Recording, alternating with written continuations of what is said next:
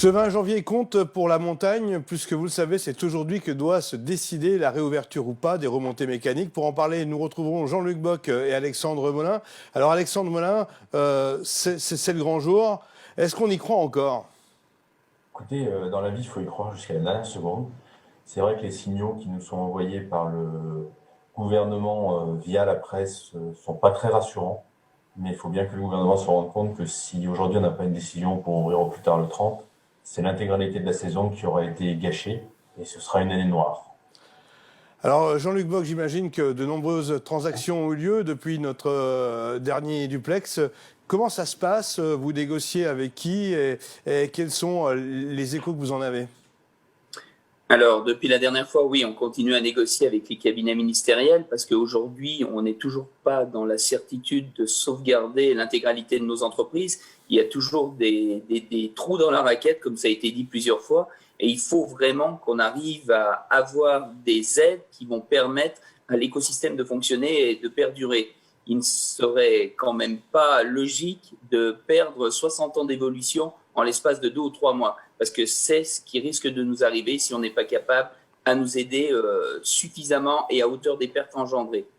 Alors vous menez aussi aujourd'hui une action avec le collectif interprofessionnel de la montagne, Alexandre Molin, à 14 heures à Chambéry. Vous pensez que ça peut aider? Je pense que cette crise nous a appris que tous ensemble on est plus forts. Et c'est vrai que depuis le départ, on a essayé de travailler.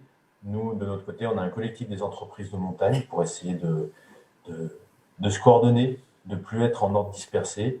Deux personnes se sont beaucoup motivées pour arriver à créer cette manifestation aujourd'hui, qui est un collectif citoyen d'habitants de la montagne. Il est de notre devoir d'être à leur côté parce que nous avons la même lutte, vouloir une ouverture rapide des remontées mécaniques pour que les stations puissent vivre. Donc oui, moi, il est indispensable qu'on soit là. Est-ce que ça servira pas? À chaque fois qu'on a des actions, et je pense que Jean-Luc ne contredira pas, tous les jours on se pose la question si nos actions servent à quelque chose. Mais c'est pas pour ça qu'on va arrêter, il faut continuer, il faut avancer, il faut se battre. En tout cas, ne rien faire ne ferait pas avancer le Schimblick, ça c'est clair. Revenons un petit peu à cette journée, à 14 heures. Qui va descendre à Chambéry? Est-ce qu'il y a d'autres manifestations à travers la France, Jean-Luc Bock? Oui, apparemment, c'est un mouvement au niveau national, en tout cas dans tous les massifs. On a plusieurs massifs qui ont organisé cela. Ce sont des professionnels, cette fois, qui ont organisé ça. Quand je dis des professionnels, c'est des professionnels de station. Il ne faut pas se tromper. Ce ne sont pas des professionnels de manifestation. C'est des gens qui commencent à avoir de plus en plus peur, qui sont dans un désespoir complet. Donc, il faut les entendre. Il faut comprendre leur désarroi. À un moment donné, perdre une vie de travail, perdre les économies qui ont été réalisées au fil des années et ne pas voir ce qui risque de se passer derrière, ce serait de l'incohérence. Donc ils sont là pour un cri de désespoir et on va être à leur côté pour leur expliquer franchement qu'on les entend, qu'on les comprend. Et tous les jours, comme disait Alexandre, on est sur la brèche et on continue à essayer d'avancer, on continue à essayer d'obtenir gain de cause, mais ça semble de plus en plus compliqué pour l'ouverture début février. Il nous reste un espoir, on attend cela avec impatience, mais il va vraiment falloir que le pragmatisme soit de mise dans notre pays, parce que là, ça commence à suffire, on va beaucoup trop loin dans la gestion de cette crise et dans la catastrophe de cette crise. C'est tout un écosystème qui risque de mourir et il ne faut pas l'oublier. Donc deux scénarios possibles ce soir, si la nouvelle est vraiment annoncée ce soir. On ouvre, comment ça se passe? On n'ouvre pas? Quels sont vos objectifs, Alexandre Molin? Si ce soir on a le go pour pouvoir ouvrir au 30 janvier, je pense qu'on aura le sourire jusqu'aux oreilles, qu'on sautera de joie et qu'on va se préparer à une vitesse incroyable pour avoir le plus beau service possible dès le 30 et pour rassurer les clients qui commencent à réserver à partir du 30 pour les vacances de février.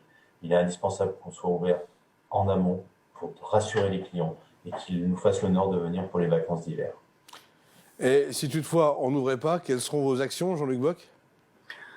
On ne va rien lâcher, comme on le disait précédemment. Ça fait des mois qu'on travaille sur les aides qui peuvent nous être octroyées, qui doivent nous être octroyées, sinon ça va être une catastrophe sans précédent. On risque de perdre le modèle économique montagne, il ne faut pas se tromper là-dessus non plus.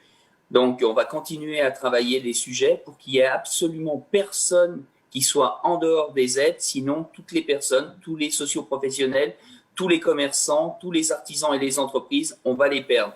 À un moment donné, on ne peut pas fermer un outil économique en évoquant une raison sanitaire qui est réelle, ça on en a parfaitement conscience, mais d'un autre côté, ça veut dire qu'on serait les grands oubliés au niveau national. Je rappelle que les restaurateurs, les bars sont fermés aussi, et le seul territoire complet qui a interdiction d'ouverture, ce sont les remontées mécaniques et les stations de sport d'hiver.